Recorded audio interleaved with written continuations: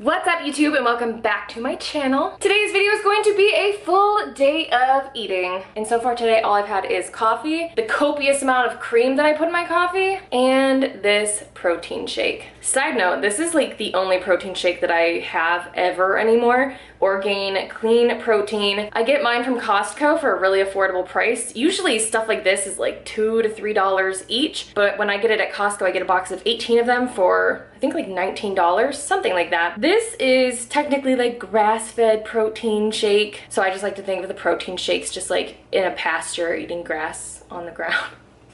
What does this even mean? But for those of you that care, it's soy-free, it's gluten-free. I think the ingredients are pretty solid. There's no artificial sweeteners. It's carrageenan-free. Don't know what that means, but really the reason I like this so much is because it tastes good. I'm just over powdered protein, and I'm also over most of the protein shakes like this. I do like Premier Protein, that stuff is good, but like the Muscle Milk ones, ugh, they just taste like chemicals to me. And this straight up tastes like chocolate milk. And I think part of it is because there is some carbs in here. There's 10 grams of carbs. A lot of these shakes don't have like, they have like 3 or 4 grams of carbs. This has 10 grams, 4 grams of sugar, but it's 20 grams of protein and 2 grams of fat, 140 calories. So all of that to say, oh, hold on, my arm is getting tired. Hi. All of that to say, I like to have this after a workout if I don't have time immediately after a workout to eat right away, because this has at least some carbs in it, not as much as you really need after a workout, but it has some carbs in it, it has 20 grams of protein, and it's low fat. I will drink one of these after a workout if I know I'm not gonna be able to eat something substantial for a few hours. And that's what this morning was like. I got up super early, did my devotional and God time, and then I worked out. But right after my workout, I had a few client calls, so I had that and nothing else. I'm gonna eat pretty soon, but I do wanna finish my hair. What an exciting day we're having here. And I thought I would show you guys my hair routine. So many of you guys ask all of the time, especially on Instagram, probably mostly on Instagram, you guys ask about my hair. Like when I do like the big waves, you guys ask how I do that. So I'm gonna show you guys real quick how I do that. Right now my hair is freshly washed. If you guys are not aware, I do have tape-in hair extensions. That's why this stuff looks a little bit different than this stuff.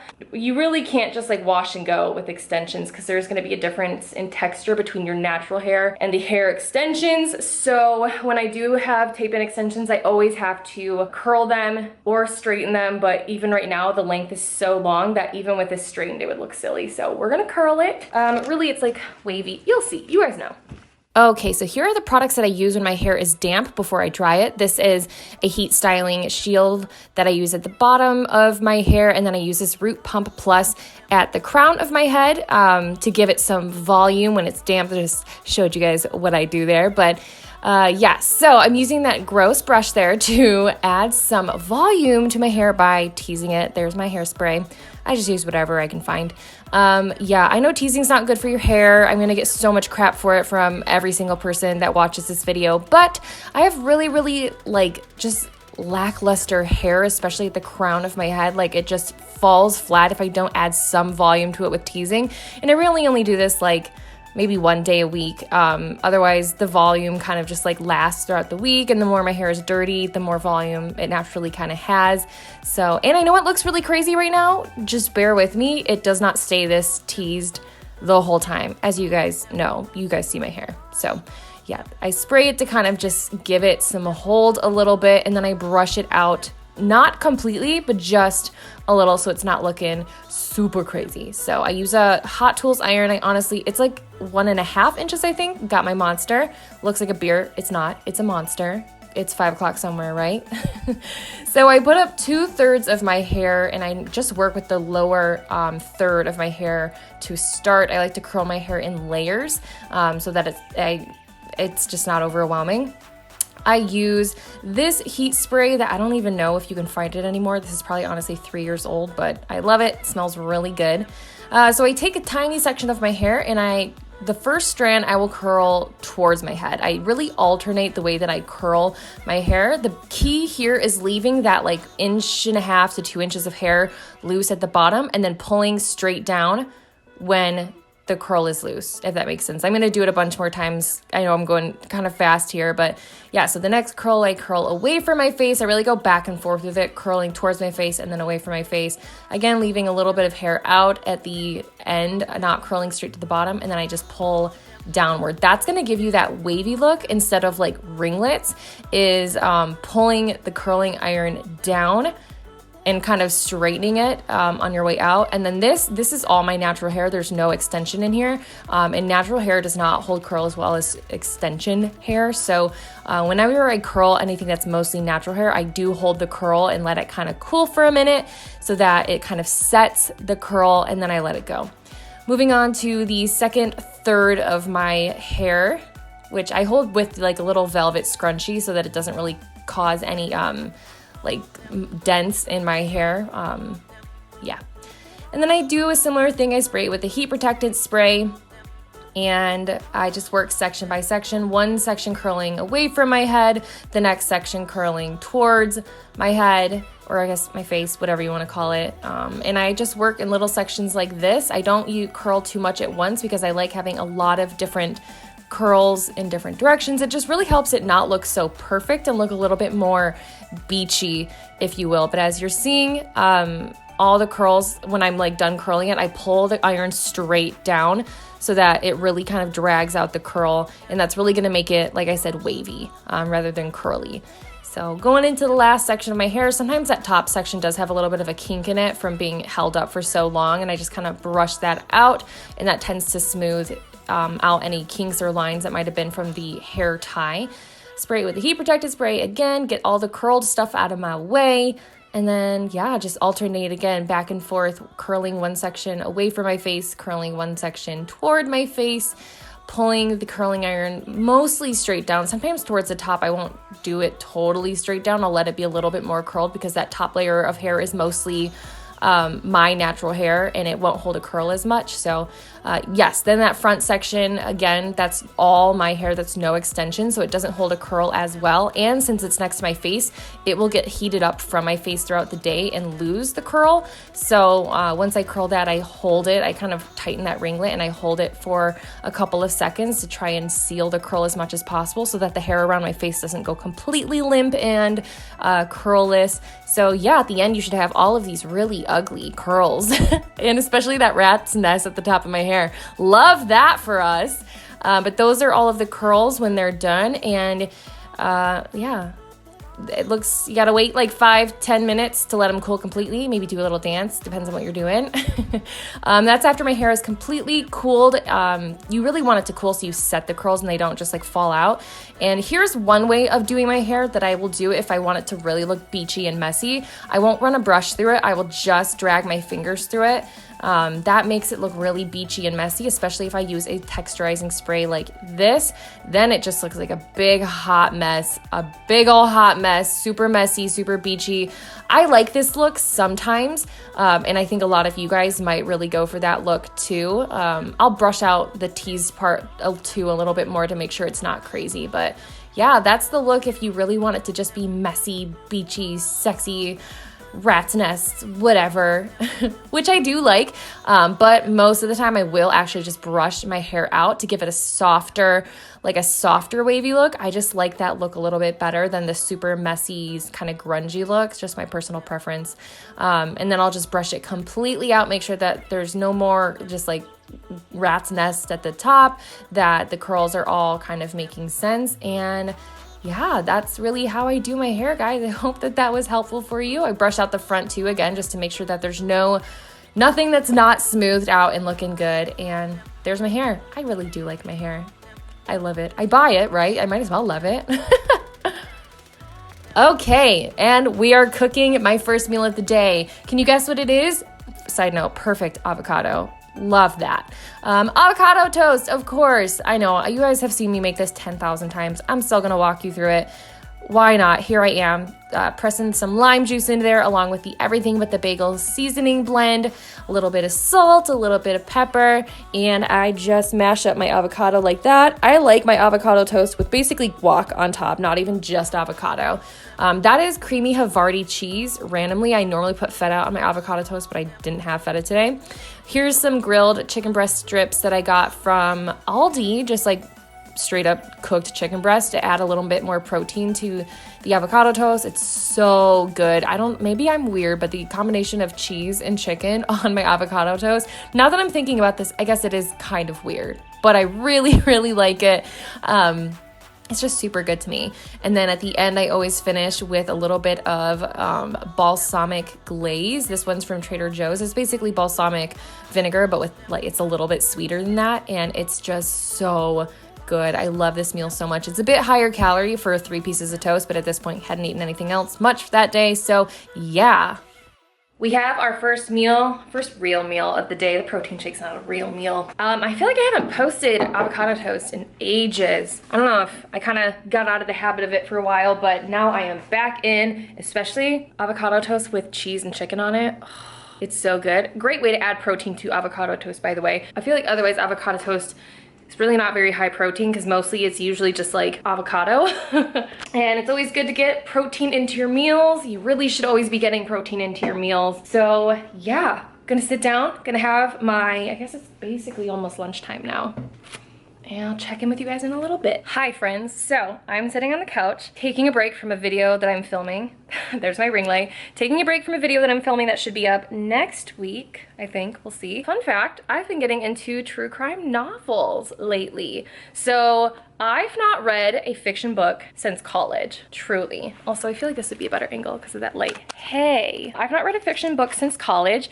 I feel like at the point of college, when I was like 18, 19, that's when I started feeling like, oh, self-help books, like that's what adults read. I should be reading self-help books. And so for the last 10 years, I have read like dozens of self-help books or religious books, faith books, business books, fitness books, but I've not read any novels, which I always felt like I told myself like, oh, novels are frivolous. Novels are for people who don't work 60 hours a week, who actually have normal weekends and time off. But that is just such a BS excuse. I feel like a lot of people say that they're so busy, and some people are. Like, I genuinely am very busy as a person. But how much time also do we spend just like scrolling on our phones or watching TV and scrolling on our phone at the same time, or just like dinking around? Like, how much time do we spend doing that? So I've been trying to tighten up my schedule so that I don't spend so much time just wastefully like scrolling on my phone or just like wasting time, so that I can save an hour or 2 a day to just relax and do something actually relaxing, because scrolling on my phone is not relaxing. Like, it's not relaxing at all. If anything,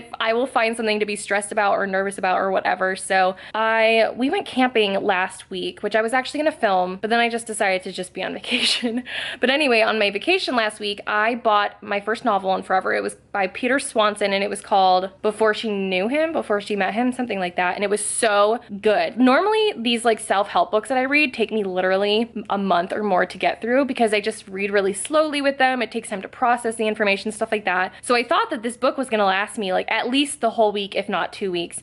And I devoured that book in literally a day and a half. And we had to go out to a bookstore while I was on vacation and buy me another one of his books called, what was that called? The Kind Worth Killing, also by Peter Swanson. Also amazing. I finished that before we were done camping for the week. So I literally devoured 2 like mystery thriller, psychological thriller, true crime novels in 1 week. I was so proud of myself. But also I realized how amazing it is to just like disappear into a good book. Oh my gosh. It's so much better than trying to watch TV or scroll on social media or even like watch crime YouTube videos. You guys know I love my true crime YouTube videos, but just making myself sit down and just read has been so stress relieving in such an amazing way. And it's just reminded me of all of the fun, amazing things you can do in this world that are not about producing something or making something or building something. Like, it's okay to just like be selfish with your time and do something that relaxes you. I feel like I preach that to people, and I don't always do it for myself. So I got a library card for the first time in like 15 years,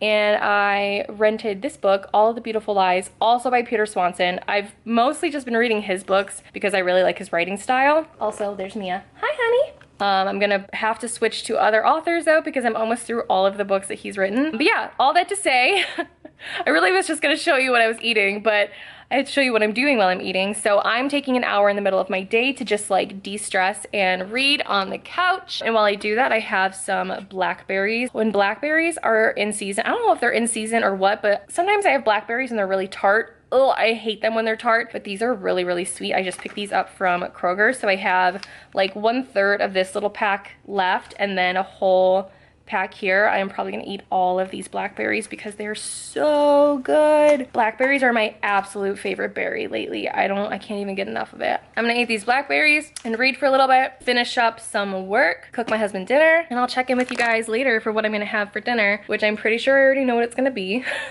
It's really not healthy, but that's okay. I don't know why I feel like I have to like defend my non-healthy choices on YouTube. I guess like because I've had people come for me and be like, you're just eating pure garbage, but like, I like pure garbage food sometimes. I do genuinely try to eat as healthy as I can, but when a day comes where I'm craving something that's just like kind of junky, I just let myself have it and I'm not worried about it. And you shouldn't be worried about it either, especially if it's my food, because you don't even gotta eat my food, you just gotta watch me eat it. So you really shouldn't be worried about that. But yeah, so I'll show you guys what I'm gonna have for dinner in a little bit. I have a dirty little secret.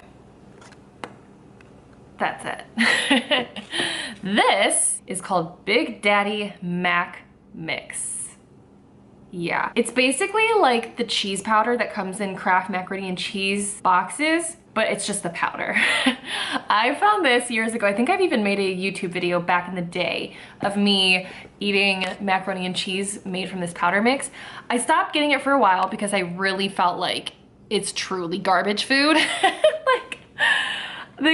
I just feel like the ingredients in here, I don't even know what's in here. I don't know. Honestly, I don't care. I have macaroni and cheese like maybe once a week and it's just one of my favorite foods ever. And so I mix this powder into some cooked noodles with a little bit of butter, a little bit of like almond milk, unsweetened almond milk or cashew milk, and then I just cook my own pasta noodles. I like this better than the Kraft mac and cheese one because I just like being able to control all the stuff, how much pasta I have, how little pasta I have. Yeah, I love macaroni and cheese so much, and having it once a week has helped me just love my daily diet so much more. Honestly, that's half of being able to stay on a healthy diet consistently, is letting yourself have stuff that's maybe not as healthy, but it's stuff that you just love. You gotta have that as part of your diet, you know? And mac and cheese is that for me. So I'm gonna make that and I'm gonna eat it. And that's gonna be my dinner and I'm so excited. All right, pasta's almost done boiling and we have the ingredients. We've got unsweetened cashew milk, a little bit of this, I can't believe it's not butter, which is technically like margarine. And then the Big Daddy Mac Mix. Again, you can get this on Amazon, pretty sure. I'm excited. Yum, I'm so excited for mac and cheese. This will probably be my last meal of the day. I really only had 2 meals today because both meals were a little bit higher calorie. I'm not really counting any macros or calories or anything at all right now. I just kind of feel out in the day, you know, like if I've had a lot of food, if I've not had a lot of food, I'm super hungry, if I'm not that hungry, just like living life. But yeah, so this is gonna be my last meal. It's gonna be delicious, super delicious. One last shot of mac and cheese for dinner. So that's a really short full day of eating, sort of, day in the life, sorta. I feel like it was really short. I feel like a full day of eating would be more exciting if I had more than 2 meals and 1 protein shake, but I did have blackberries though, but yeah. My food, I just feel like it's not that exciting and not that inspiring, but you guys seem to really want to see the food anyway, so yeah, hopefully this was exciting to you. Let me know what you'd like to see in another full day of eating of mine. Maybe something to challenge myself to not just do what I normally do, like going to the same meals and the same snacks over and over. I've thought about doing like a vegan full day of eating or a vegetarian full day of eating again. I did do a vegan full day of eating a few years ago and it was really hard. But yeah, I would be totally open to doing one of those again. Just let me know. But for now, thank you guys so much for watching and I will see you in the next one. Bye!